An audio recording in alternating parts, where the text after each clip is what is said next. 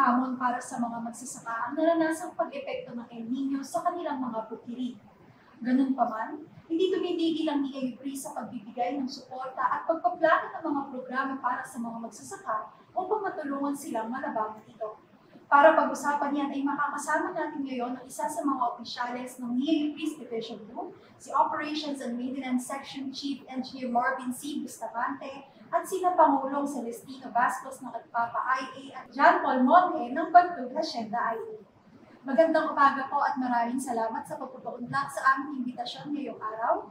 Para po sa kaalaman ng mga manonood, Engineer Bustamante, maaari niyo po bang ipakilala sa amin ang Division 2? Magandang umaga po sa ating lahat. Ang aming pong tanggapan ay matatagpuan sa bayan ng Talavera, Nueva Ecija. Ang service area ng NIAUPRI's Division 2 ay binubuo ng 26,227 hectares, kung saan ito ay kinabibilangan ng 79 IA at kasama nga natin dito yung dalawang ating IA leader, si Pangulong Celestino Bastos at saka si Pangulong John Paul Monge. Ang Division 2 po ay binubuo ng 5 irrigation system.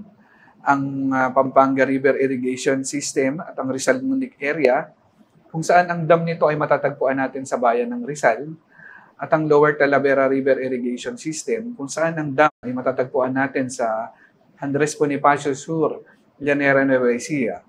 At ang Morcon Creek Irrigation System, na ang dam nito ay matatagpuan natin sa Barangay Minabuyok, Talavera, at ang Baca Creek Irrigation System, kung saan ang dam ay matatagpuan natin sa San Vicente, Llanera, Nueva Ecija.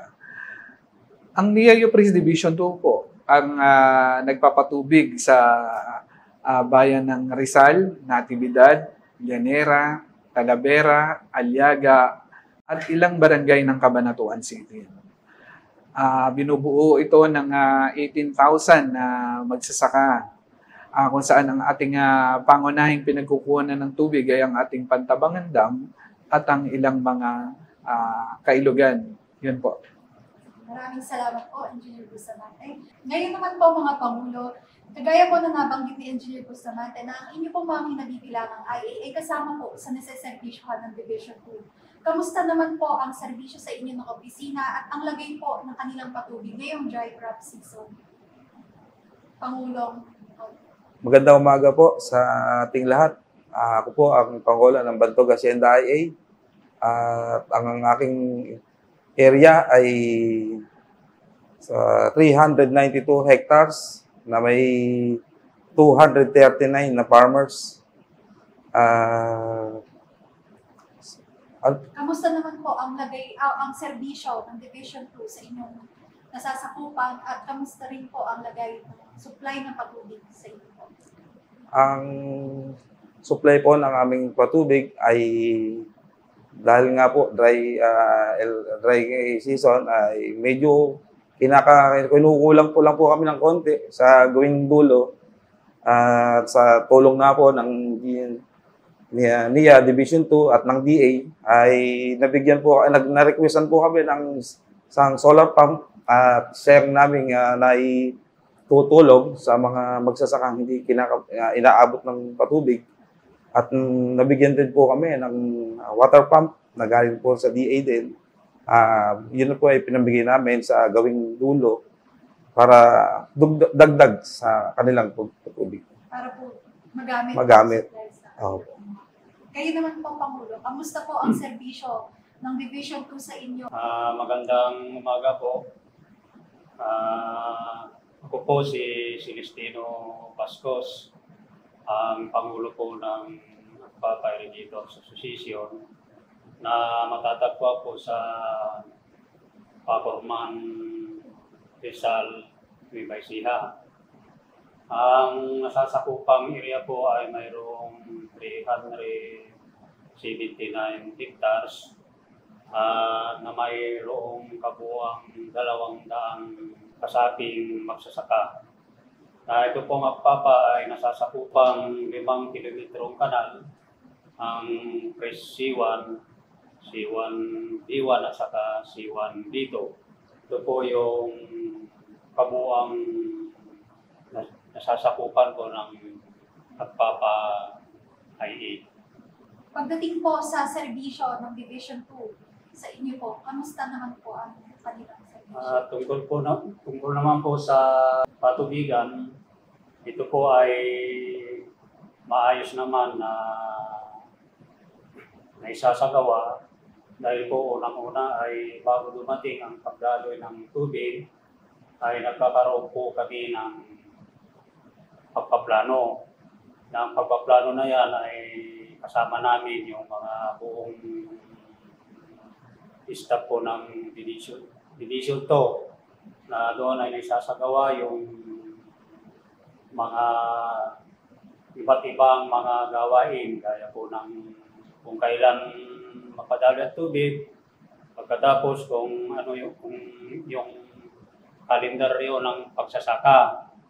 At kapag ka po nangyari na yon, kami naman sa panig ng aming mga samahan at papa, ito naman po ay pinagpupulungan naman namin na mga nagawang plano na yon ay yun yung dapat namin sundin. Kaya ang ginagawa namin na bago dumaloy po ang tubig, ay unang-una kami ay naglilinis na ng aming mga nasasakupang mga kanal.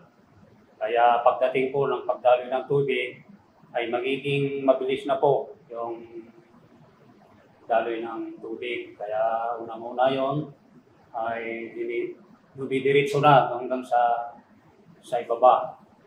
At pagkatapos po nun, ay sinasabihan namin yung aming mga farmers na kung kailan ang umpisa ng pagsasaka.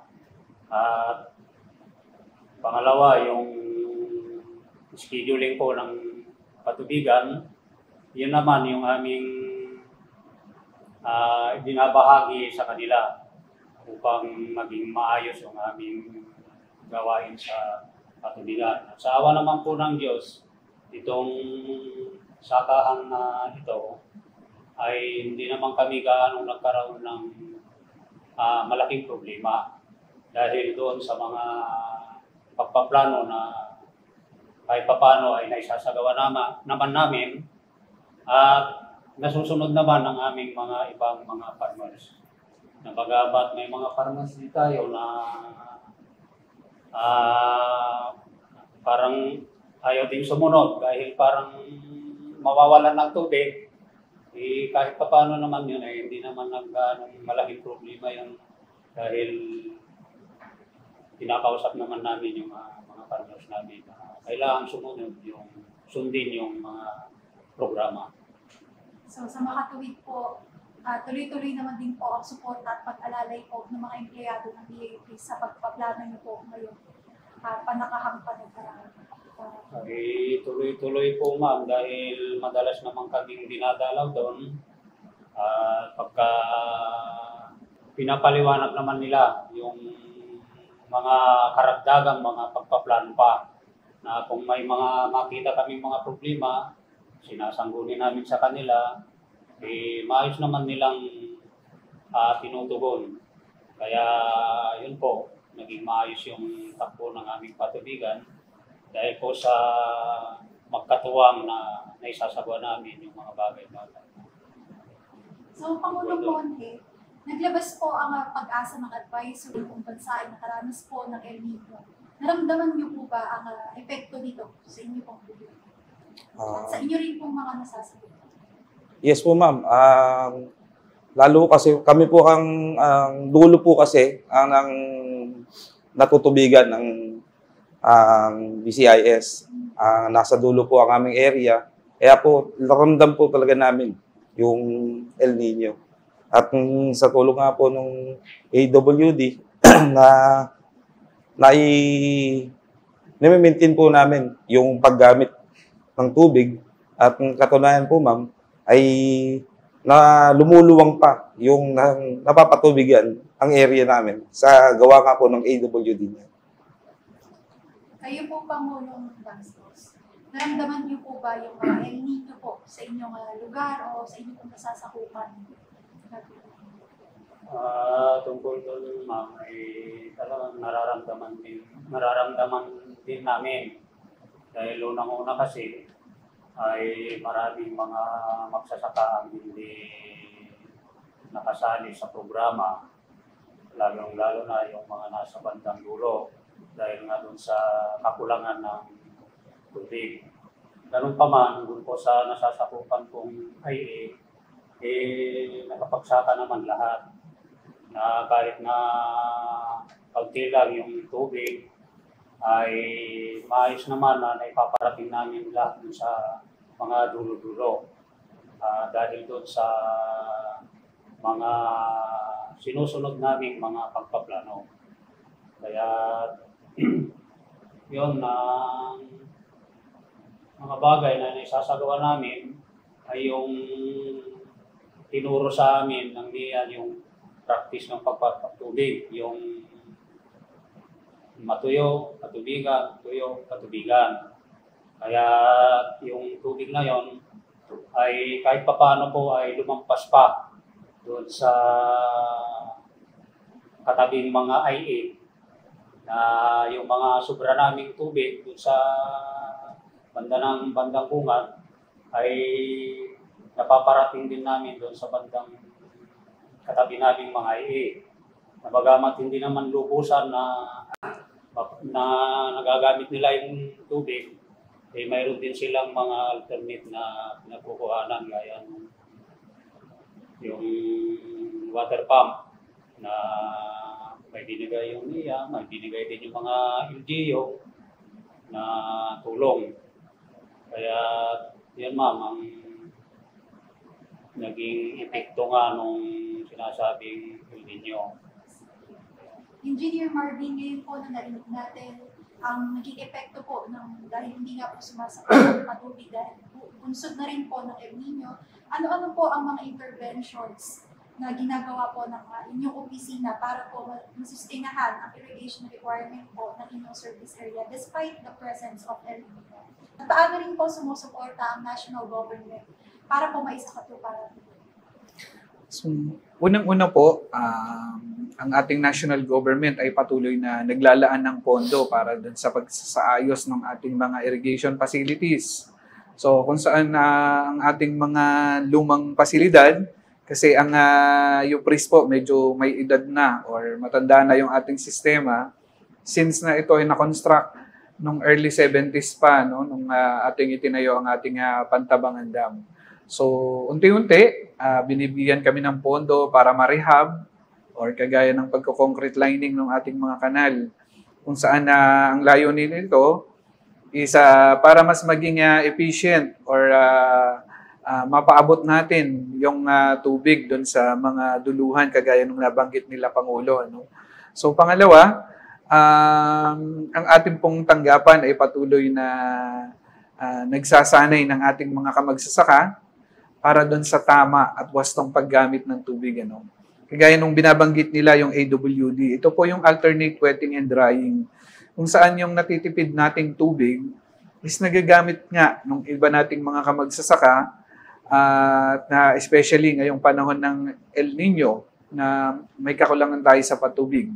So, una po, ang nakaprograma sa Division 2 ay nasa 16,000 hectares lamang, ano, base doon sa available na tubig na nakalaan para sa ating division. Ganun po man, dahil sa pakikipagtulungan ng ating mga kamagsasaka, ng ating mga Irrigators Association, sa pagpapractice ng AWD, nailuwang po natin yung ating napatubigan. Umabot po ito ng 23,000 hectares. Ano? Kung saan kaunti na lang yung hindi naabot ng ating serbisyo ng patubig. Ganun pa man po, ang ating tanggapan ay pinayuhan yung ating mga magsasaka, especially po yung mga area na hindi nakasama sa programa na magtanim ng palay. Hinikayat po natin sila na magtanim na lamang ng mga diversified crops o yung mga pananim na hindi nangangailangan ng masyadong madaming tubig. Ano? So, dagdag pa po dito, ating pong ahensya ay naglaan ng pondo para makapagpatayo ng mga solar pump powered irrigation system. Ano? Yung kagaya ng binabanggit ni Pangulong John Paul kanina, isa siya doon sa naging beneficiary ng ganitong programa. No? So nagamit ito ng ating mga kamagsasaka, malaking tulong dahil sa mahal ng fuel ngayon. Ginamit natin yung biyaya ng araw para mas malaki yung matipid nila, no? Para doon sa kanilang gastusin sa kanilang pananakahan. Yan po. Pangulong John Paul, paano naman po nakatulong yung mga interventions na sinabi po ni Engineer Bustamante sa inyong pong asosasyon para malabanan po ang El Nino? Ganyan nga po, sinabi nga po ni Engineer Marvin, yung AWD, isa po sa nakatulong sa amin yon.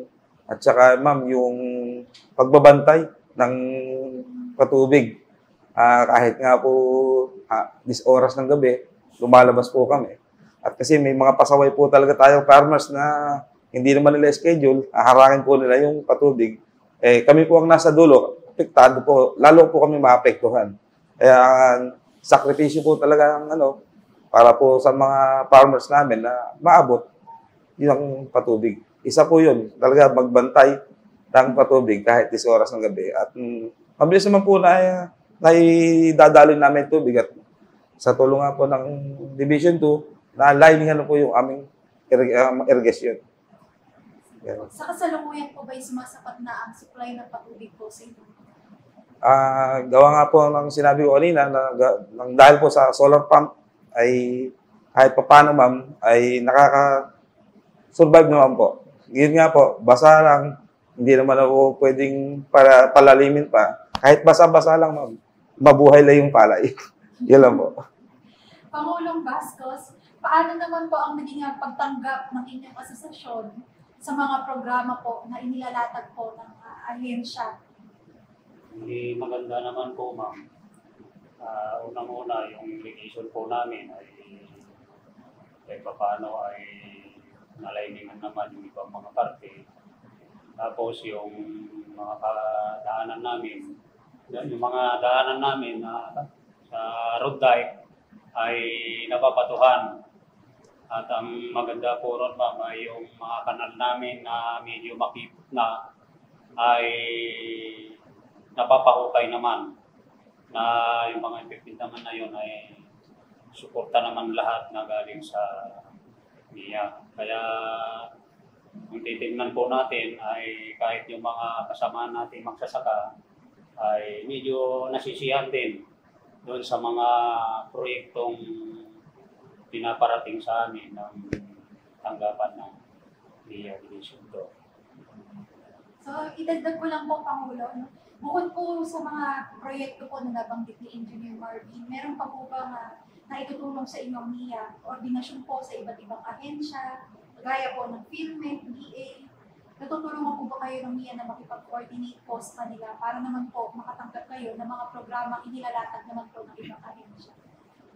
Ay malaki po, ma'am, ang may tutulong sa amin ng NIA dahil unang-una sila yung nagsasabi sa amin na kung saan kami dapat na humingi ng iba't ibang tulong. Unang-una ay sila yung nagbibigay sa amin ng sertifikasyon. Ni-endorso kami dun sa PhilMed. Kaya sa pamamagitan po nila ay nakakuha naman kami ng mga equipment gaya po ng 4-wheel tractors, saka mga harvester. At bukod doon, ang malaking may babahagi sa amin ng NIA ay yung paghiram ng pundo sa bangko sa programang yung Sikat Saka. Na yun ay napakalaking bagay na itinulong din sa amin ng taga-NIA. Kaya doon ay napakalaking bagay sa aming mga asosasyon yung may tutulong nila.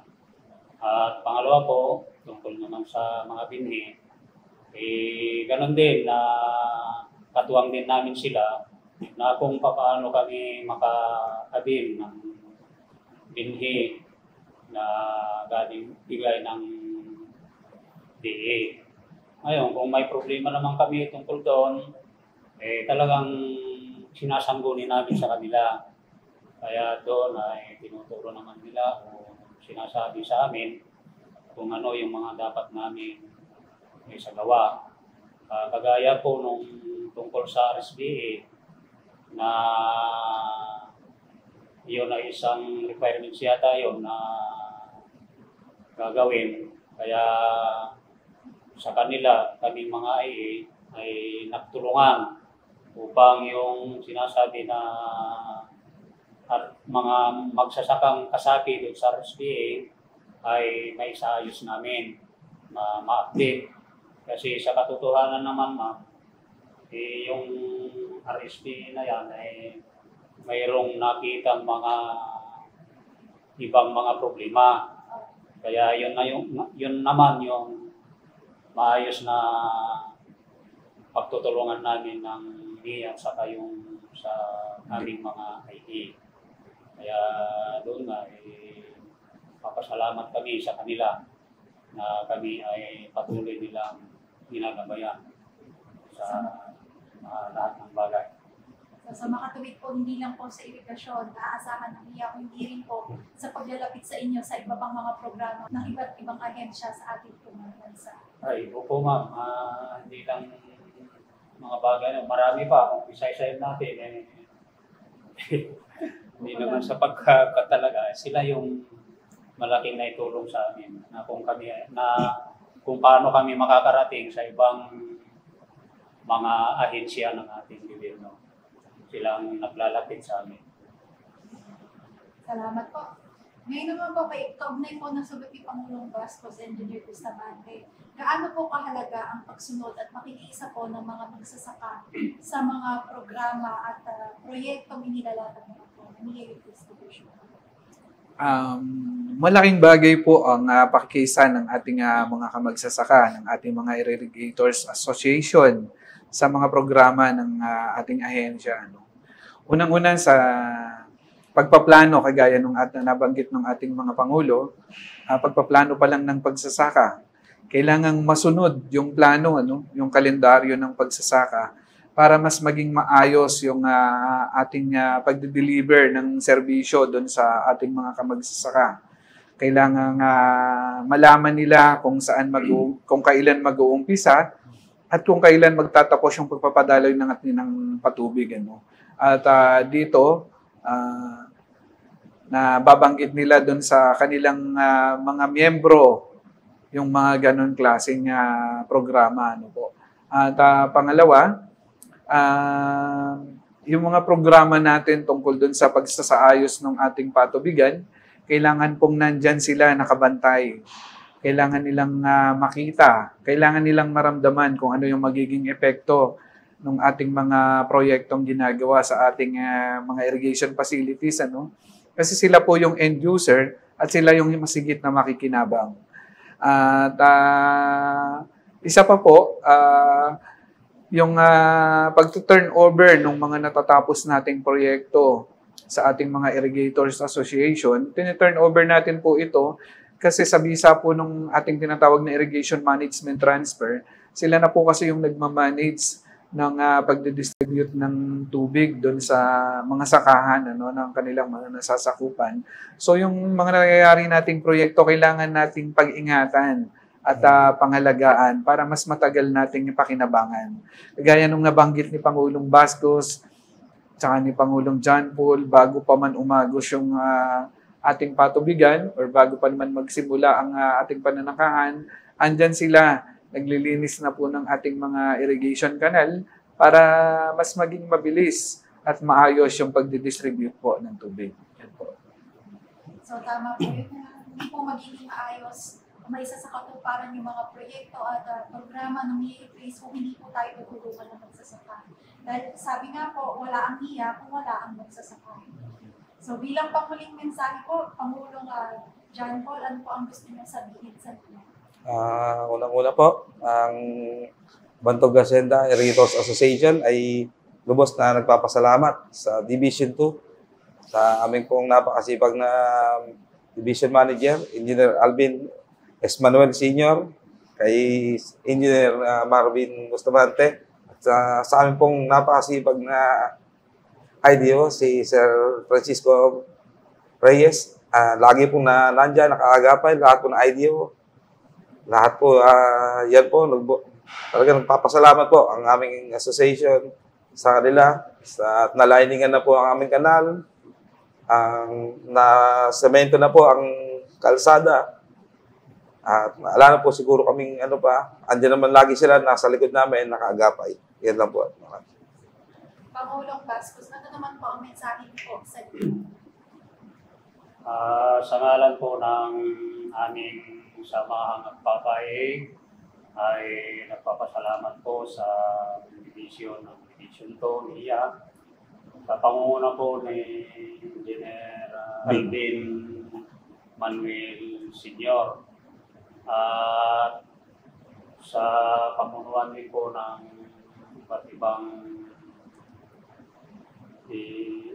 agency ng NIA, kagaya ni Engineer Bustamante, Engineer Francisco Reyes, Engineer Orman, so si Engineer Ariola. At sa kanila, kung puso kami nagpapasalamat dahil sa kanilang napakalaking pagsuporta at kami laging sinusubaybayan. At pinapasalamatan din po namin ang ibang mga kawani ng NIA na katuwang namin sa patubigan, dun sa mga water master, dun sa mga gatekeeper, at yung pang mga palagi namin kasama na araw-araw at kahit gabi, na sila yung katulong namin na nagpapadaloy ng tubig. Kaya kung puso kaming nagpapasalamat po sa kanila na hindi kami pinababayaan. At ito nga, malapit na kaming mag-ani, ay andiyan pa rin sila na sumusuporta sa amin. Kaya maraming salamat buong Division 2 ng NIA sa inyong walang sawang pagsuporta sa aming mga ito. Ngayon naman po, Engineer Bustamante, ano naman po ang mensahe niyo sa ating mga farmer beneficiaries at sa mga nanonood po sa atin? Unang-una po, ako ay lubos na nagpapasalamat sa ating mga kamagsasaka na nasasakupan ng NIA UPRIS Division 2. So, lalong-lalo na dito sa dalawang magiting nating kasama, kay Pangulong Celestino Bascos at saka kay Pangulong John Paul Monje, sa pagpapaunlak ng panayam na ito, kung saan dito po sa naipabatid natin kung ano yung sitwasyon, kung ano yung kalalagayan nila sa bukid, kung ano yung kalalagayan ng ating patubigan. So ako rin po ay nagpapasalamat sa ating Department Manager, Ma'am Gertrude Sabiado, ang aming Department Manager ng UPRIS, at kay Sir Alvin Manuel, Senior, na sa patuloy na paggabay at pagtulong upang lalong maisaayos ang ating patubigan dito sa UPRIS. Magandang umaga po sa ating lahat. Maraming salamat po, Engineer Marvin, Pangulong John Paul at Pangulong Bascos po sa pagbabahagi sa amin ng inyong oras at karanasan na I'm sure po na marami pong matututunan ng ating mga manonood tungkol po sa inyong nararanasan po, lalo na po kayong Pilipino. Muli po, magandang umaga po sa ating lahat at maraming salamat po. Magandang umaga din.